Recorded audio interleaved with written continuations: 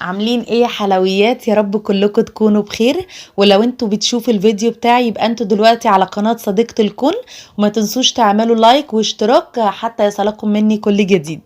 ويلا بينا نبتدي الفيديو. النهاردة هنتكلم عن فيديو مميز قوي.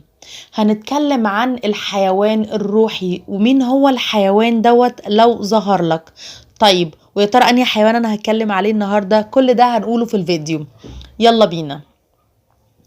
يعني ايه حيوان روحي؟ الحيوان الروحي هو الحيوان اللي هو عايز يراسل روحك، يتكلم معاها، يقول لها ان في حاجة مهمة انا عايزة اقولها لك علشان تقدري تعمليها، فتقدري تعرفي رسالتك في الحياة وتكملي الطريق.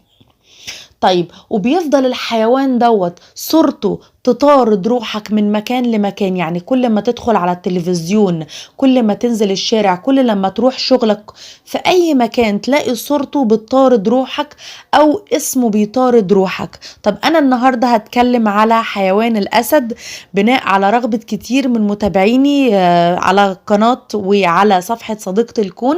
ويلا بينا نبتدي. حيوان الاسد. طيب الأسد يعتبر من الحيوانات اللي هو على رأس قائمة الحيوانات الروحية، اللي هي الأكثر شجاعة، وإن هي من الحيوانات المقاتلة، إنها عندها القدرة إنها تتغلب على أي تحديات بتقدر تمر بيها. كمان الأسد إن هو بيرمز للقوة، للشجاعة، للقيادة، للحيوية، للسلطة.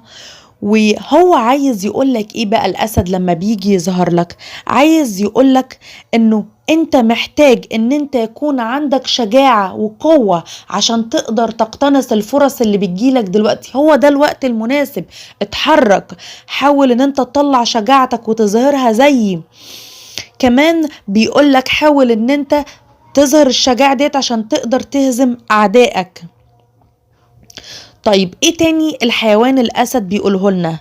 بيظهر للناس اللي هي بتدور على دورها القيادي في الحياة، فهو بيقول لها لا، ارجعي تاني، انا بظهر لك عشان تعرفي فين دورك في الحياة، ايه الدور اللي انت المفروض ان انت تعمله.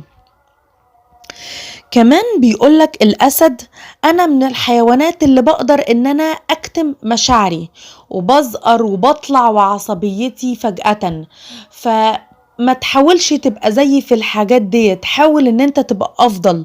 إزاي يعني؟ لو أنت شخص عصبي فحاول ان انت تعمل توازن في ردود فعلك، وتقلل من العصبية ديت لانها هتخسرك كتير. كمان لو انت شخص بتكتم العصبية بتاعتك وغضبك والناس بتيجي عليك كتير، لا، حاول ان انت تخرج المشاعر المكبوتة وتعمل توازن في مشاعرك وردود افعالك عشان تبقى احسن.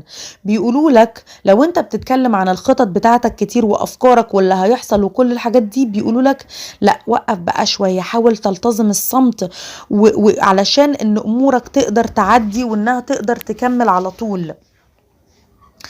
وبيقولوا لك كمان حاول انه انت تعرف مصيرك وما تخافش من ان انت تقدر تحول احلامك لحقيقة.